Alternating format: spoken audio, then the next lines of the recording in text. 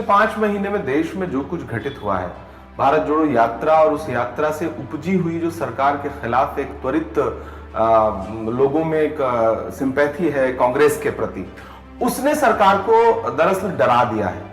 और फिर उनकी राह का जो सबसे बड़ा रोड़ा है देश में लोकतंत्र स्थापित रहे, वो रोड़ा राहुल गांधी है। तो राहुल गांधी के खिलाफ सरकार का गुस्सा, सरकार की नफरत 7वें आसमान पर है। वो पिछले 2 सप्ताह से हम लोग सदन में देख रहे हैं। देखिए, तानाशाहों की प्रवृत्ति होती है, जब वो सिस्टम को अपने कब्जे में ले लेते हैं तो उन्हें ऐसा लगता है कि कोई भी उनके खिलाफ खड़ा नहीं होगा। लेकिन राहुल गांधी ने इस सोच को झुठला दिया और वो एक दिन ऐसे ही उठ खड़े हुए और उन्होंने कहा कि अब मैं भारत को जोड़ने के लिए पूरे देश में निकल रहा हूं। दरअसल राहुल गांधी जानते हैं कि जब तक नफरत कम नहीं होगी तब तक भाजपा कम नहीं होगी।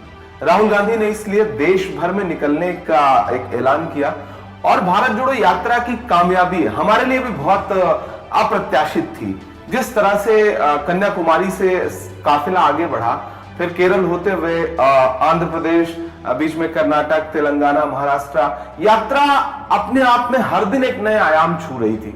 उससे यह सिस्टम पूरी तरह डर गया। उन्हें लगा कि नहीं, हम लोकतंत्र को कुचलने के जितने तंत्र हम कर चुके हैं उसको तो एक झटके में इस व्यक्ति ने तोड़ दिया।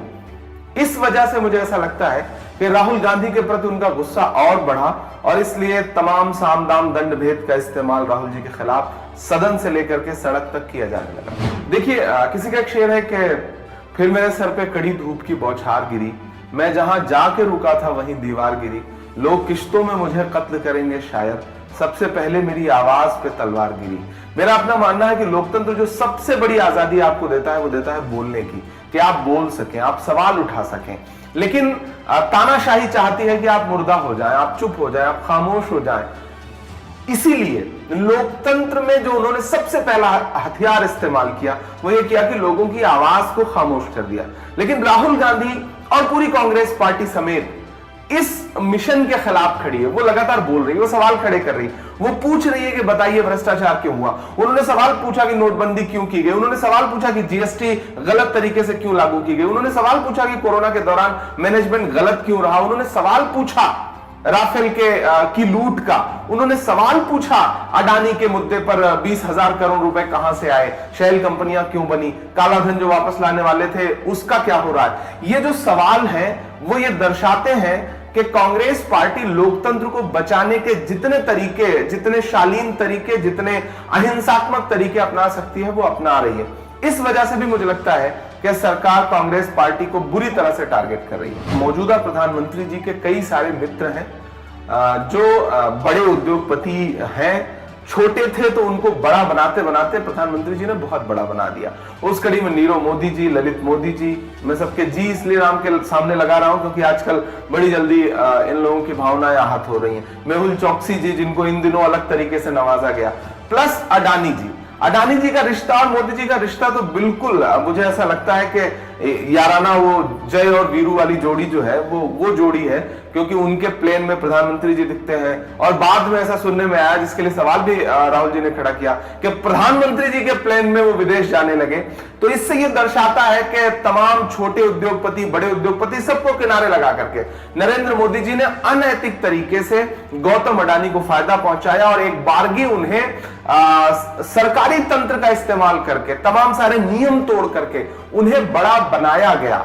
मुझे लगता है कि वो सरकार द्वारा पोषित एक ऐसे उद्योगपति हैं जिनकी पूरी नींव जो है वो झूठ की बुनियाद पर टिकी है। मेरा मानना है कि राहुल गांधी भारत जोड़ो यात्रा के बाद जैसा देश को दिख रहे हैं, दरअसल राहुल गांधी ऐसे ही थे, पहले भी ऐसे ही थे, लेकिन ऐसा दिखते नहीं थे क्योंकि एक उन्होंने खुद को बहुत दिखाना नहीं चाहा, उन्हें प्रदर्शन करना शायद नहीं आता, मेरा अपना मानना ये, वो दिखाना नहीं चाहते।